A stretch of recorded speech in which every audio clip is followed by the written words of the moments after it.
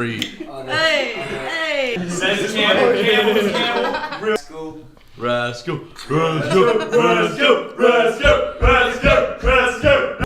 Yeah. No, you did it. It's like a nursery rhyme on bottles. Caesar Crow. What's going on, my man? What's happening? Feel we?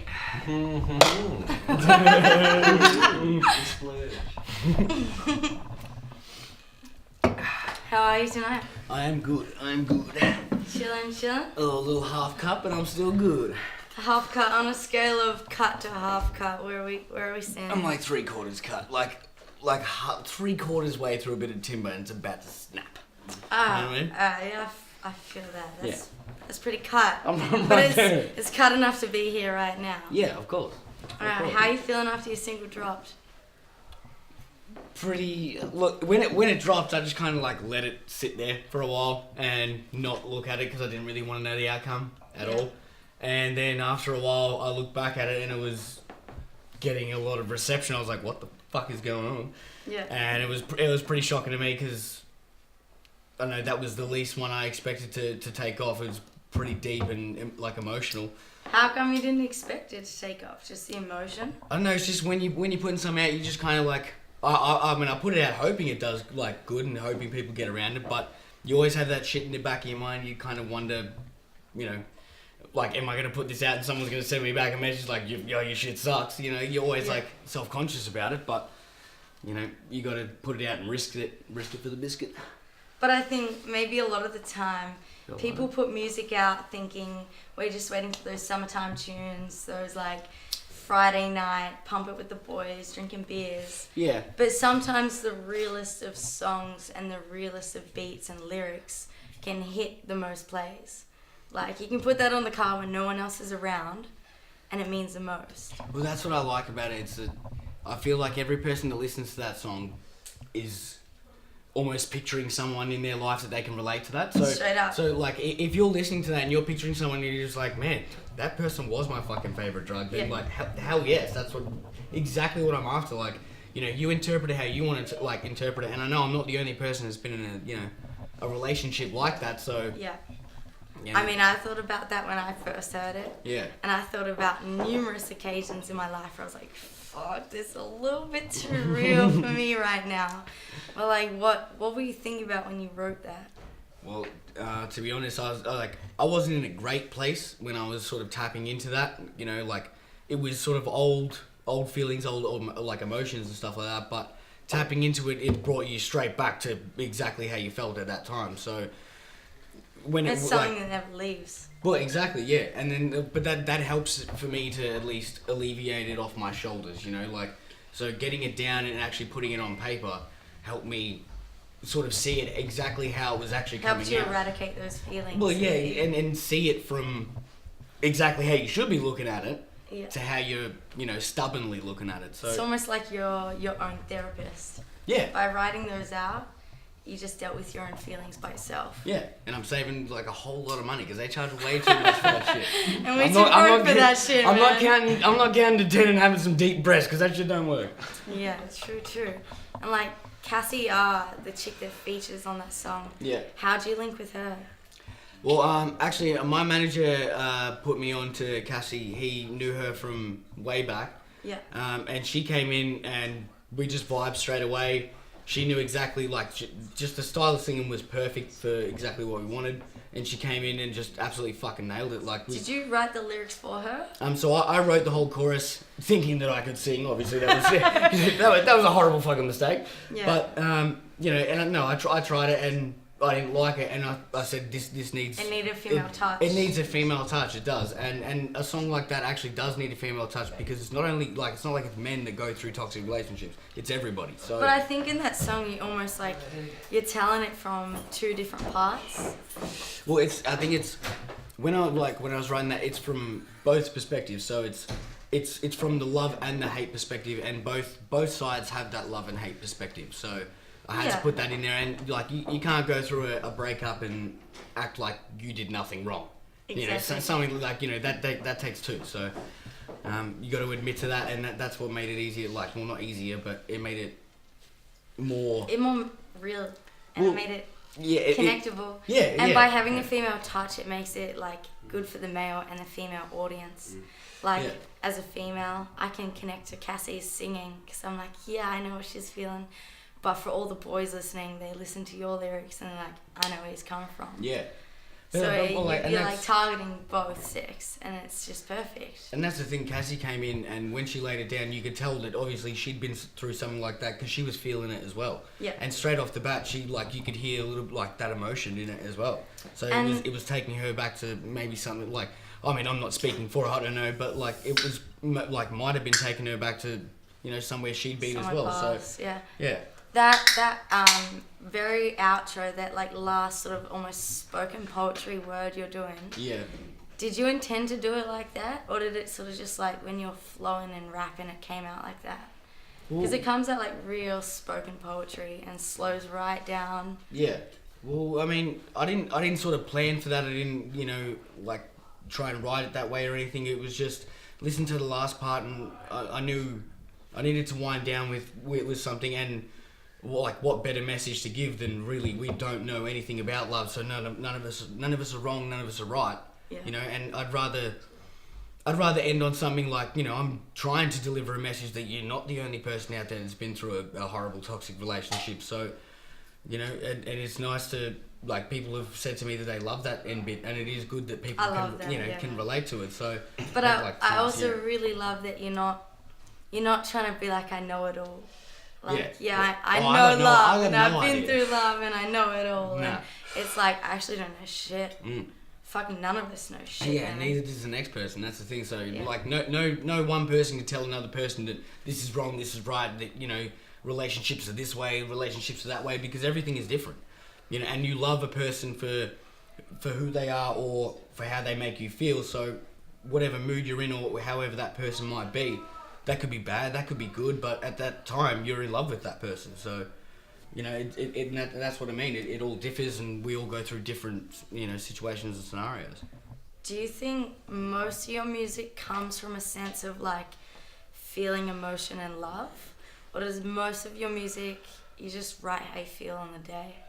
I mean, it's a little half and half. Like a lot of it is just emotion, how I feel on the day, how it makes me feel listening to the song, like to the beat. To the beat, yeah. And then the other half is like, it is like wanting to feel emotion or wanting to feel love, or like, striving to actually feel that, like what I'm trying to derive, like what I'm trying to get at in the track.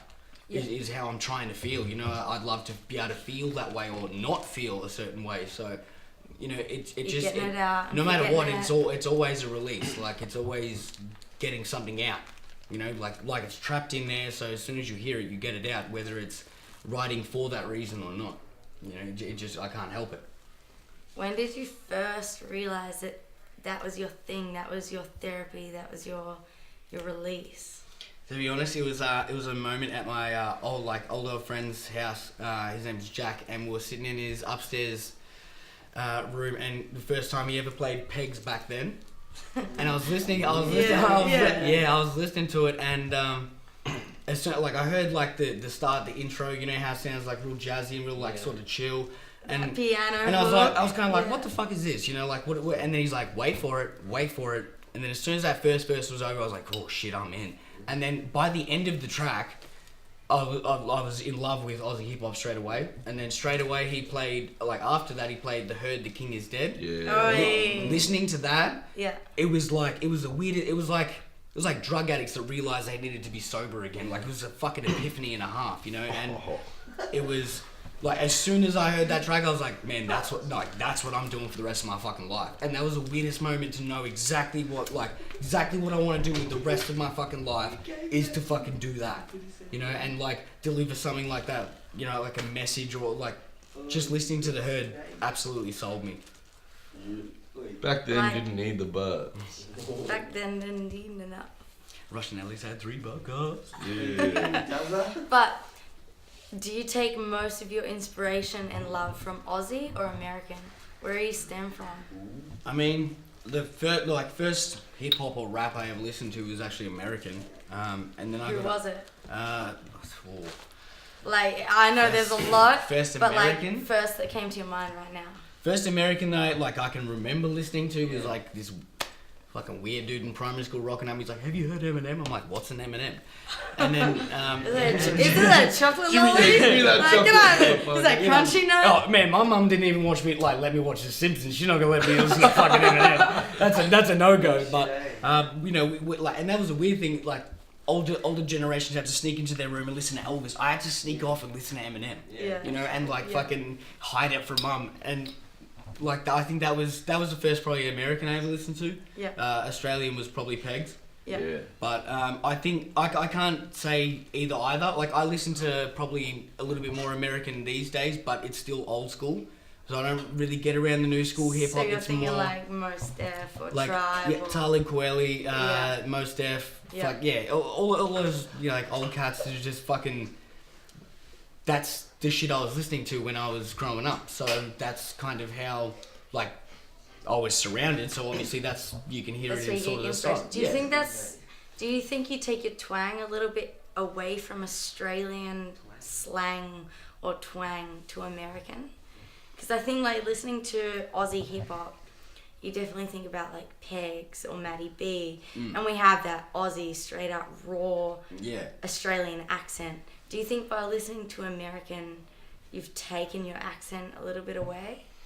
Well, I don't think so. I think I rap completely as me. I don't put on any any accent, any front on. This is me. You get what you get. Half the time my shit's put out raw. You don't even get any fucking mixing mastering. I'm sorry about that, but it's a budget thing. it is a budget thing. Yeah. But it's I don't think I take away from that, but I think I take away perspective and so flows and schemes and that kind of thing. I love that sort of that part of hip hop. The actual lyricism behind it. So I couldn't say whether I blended either, but I just do me, and if it sounds like me, then that's exactly what I'm aiming for. So straight up. Yeah.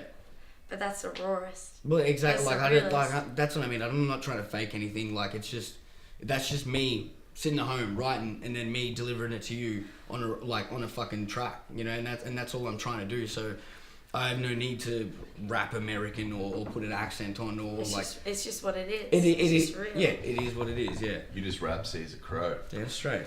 Caesar Crow. Straight. And what sparks the writing? Do you just have a shit day at work or a shit day at life and you write, or do you just write when you feel like writing? Oh no, I actually it is a horrible addiction. I can't help myself. It's not I come home and I'm I might feel like writing. It's I come home and I have to. I can't help it. Yeah.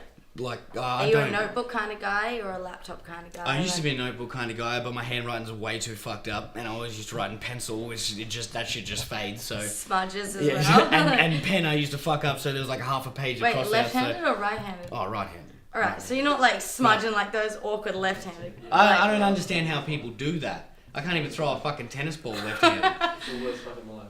That's discriminatory. So you're no sense ambidextrous. You can't do shit with your left. Oh no, I'm useless with my left. Good on those. Good on left-handed people for just being legends. But fuck, I just need my right. I just need my right hand. That's good. You can take my left. What else do you do with your right hand? Why is that? This shit don't get used for nothing. All right. That's still right-handed, bro. Actually, no, left hand might be to hold the beer while I'm smoking. So yeah, no, I might keep the left hand, but it ain't for right. I'm ambidextrous right now. If you can call me that. Yeah, so we can multitask. I can't. Wait, are you calling me a male? No, I'm saying we can because I'm about to multitask. There you go. Yeah, just cut that out. Way to make me sound like a fucking asshole. Sexism is not okay. What did I do, bro? Headline of the Herald Sun on Monday morning. Caesar Crow. Lygon Street, sexism. Caesar Crow, sexist flow.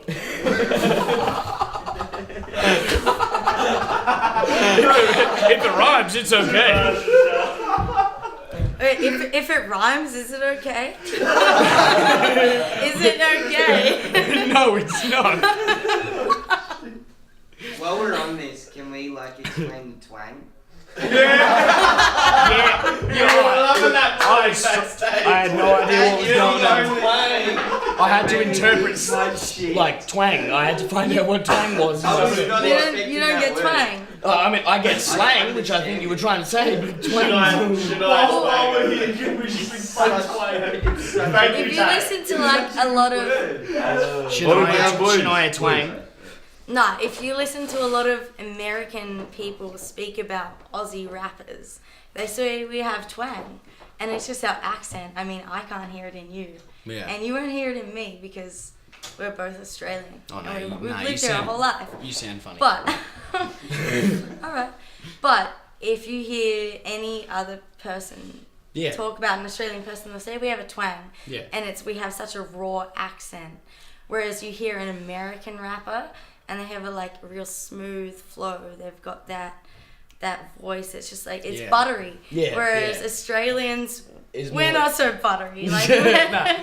we're raw and we have twang. Yeah, but and I we're- like that though. I like that our entire country is not smooth. We're like rough as fucking nails. Like I Yeah. like that. Country convicts, motherfucker. But that's just who we are. And I mean, like as Australians, listening to Australian hip hop, we won't hear that. Yeah. And I won't take that from your rap. I'll just be like, oh, he's smooth.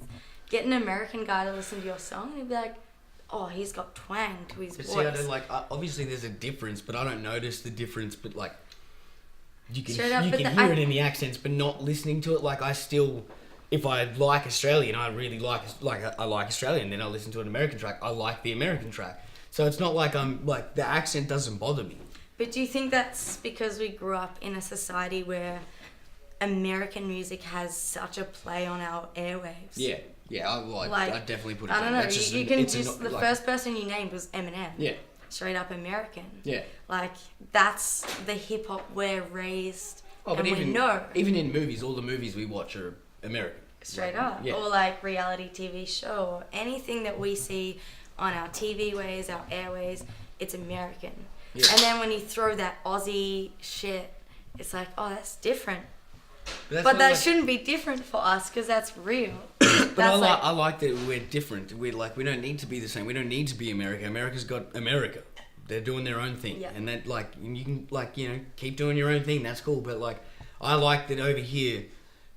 Good artists, they don't care about cash. They care about what they're putting out. It's about the tracks. It's about the music. It's not about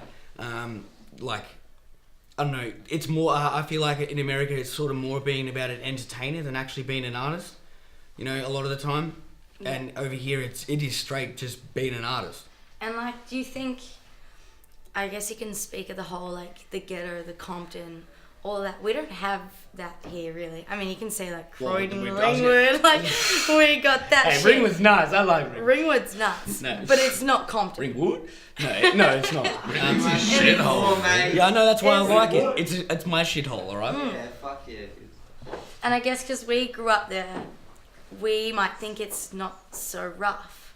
And when you move away or you see Yeah. somewhere else, you realise, shit, Oh. that's pretty fucking rough. Oh, we haven't got it. I mean, I don't have to wake up and worry about getting shot. So Yeah. I think I'm pretty. I I'm mean, looking thanks pretty gun fucking laws. good. Thanks gun laws. John Howard, you fucking legend. You and those that law and those eyebrows. That's all you've done. No, it was. Show fake at the no, I source get what you're bottle. saying. It's. No. But we do have our rough areas and shit like that. But I think no matter where you come from, that's the thing. Every person has their own problems, and to every person, their struggle is different. That's why rich people still complain because they've still got their own fucking problems, And it's just Your different struggle's your struggle. yeah, your struggle is your struggle. But I mean, when you're struggling with a gun shoot out the front of your house, oh, it's a lot different. in comparison to Australia, where it's fuck, my tram was late. Oh, that. I guess it's very No, different. for me, the struggle is not putting petrol in the car. So, oh fuck, I have to catch a tram. Yeah. That's yeah. the whole thing. Yeah, that's real different.